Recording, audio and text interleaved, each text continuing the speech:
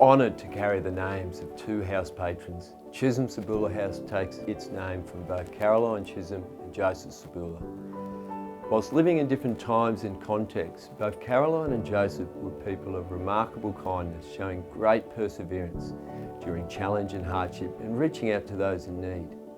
A woman of heroic virtue, Caroline Chisholm heard God's call in her youth and responded as a person of patient, energetic faith. Supported by her husband and children, she assisted people in need through extensive humanitarian work and by advocating for social reforms. The Chisholms recognised the problems facing many of the new arrivals to the colony, as they themselves were immigrants in Australia in the early 19th century.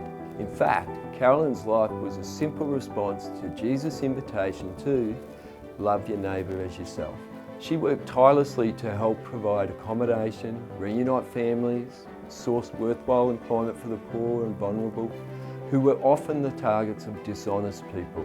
Caroline Chisholm was a woman of great kindness who could not ignore and be indifferent to the struggles of others. Born in 1902 in Poland, 25 years after Caroline Chisholm's death, Father Joseph Sabula made a remarkable recovery from a life-threatening childhood illness that he was not expected to recover from. He had remarkable faith in God, even at a young age. Upon turning 19, Joseph Sabula entered the congregation of the Missionary Oblates of Mary Immaculate and was later ordained as a priest.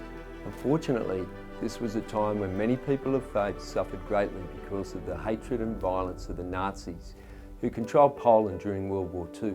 Even though religious practice was banned in Poland at the time, Father Joseph Sabula continued to serve his people, secretly celebrating the sacraments despite many other priests being arrested. By day he was obliged to labour in the fields. However, in the evenings, this zealous priest administered the sacraments in the local villages until he was discovered and arrested. He was taken to Mauthausen concentration camp, where he was harassed, beaten and forced to break and carry heavy rocks for miles. But despite this torment, Father Sabula continued to support his fellow prisoners, bringing peace and hope through the words of encouragement. After 21 days of extreme suffering, Father Sabula denounced the cruelty and inhumanity of the prison guards, saying, "It is not you who are in charge. God will judge you." The Nazis then ordered him to run with a rock on his back towards the camp's barbed wire fence.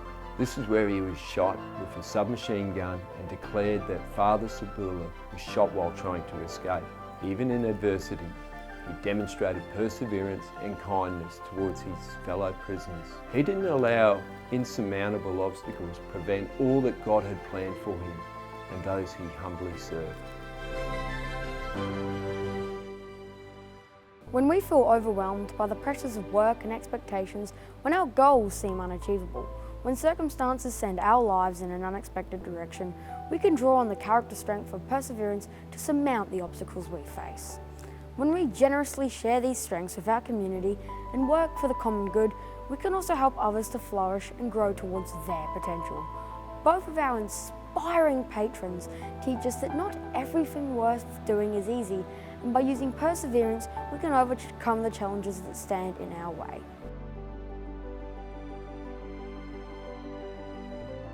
Both Caroline Chisholm and Blessed Joseph Sabula teach us that while life is full of challenges and struggles, living with hope, compassion and kindness are essential strengths for us to grow to be the best version of ourselves we can become.